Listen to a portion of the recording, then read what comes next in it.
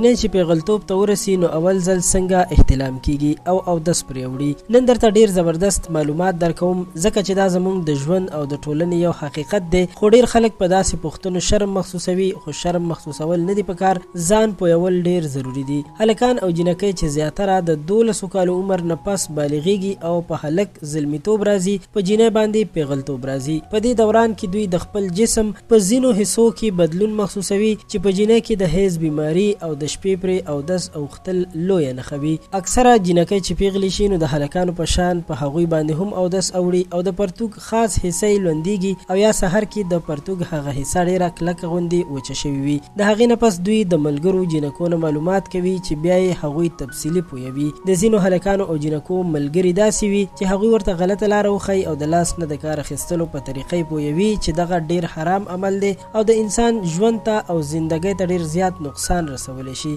اگر که د پیغلتوب او زلمیتوب سره په هلک او جنۍ کې د مني مقدار زیاتیږي، خو دغه مني که په غلطه طریقه وویستل شي نو ډیره لویه ګناه لري او د صحت لپاره هم نقصان دی. که په ښځه باندې اودس واوړي نو د پرتوګ مخصوصه حصه دې وګوري، که لنده وي یا د هغه حصې رنګ بدلو نو ښکاره معلومات یې کیږي چې بیا پرې غسل اوښتی دی. زموږ اکثره ملګري او مینوال دا پوښتنه هم کوي چې انزال او احتلام کې څه فرق دی، یعنی منی خو په دواړو طریقو خارجيږي. نو دوستانو، احتلام او انزال کې ډیر زیات فرق دی. احتلام هغه وی چې د شپې په ناخبره کې شیطان دی دوکه کړي او اودس تر باندې واړوي، خو بل اړخ ته انزال هم سو اړخونه لري. که په لاس سره شوق پوره شي هم انزال دی چې دا ډیر بدترین عمل دی او یو حرام عمل دی. او بل ښځې سره ملاوېدو وخت کې هم فارغېدو ته انزال وایي چې دغه یو حلال عمل دی، البته خپلې ښځې سره. نو خوږو دوستانو، دا معلوماتي ویډیو تر همدې ځایه وه. امید لرم چې ستاسو به دا ویډیو خوښه شوې وي، تاسو به ترې ډېر څه زده کړي وي.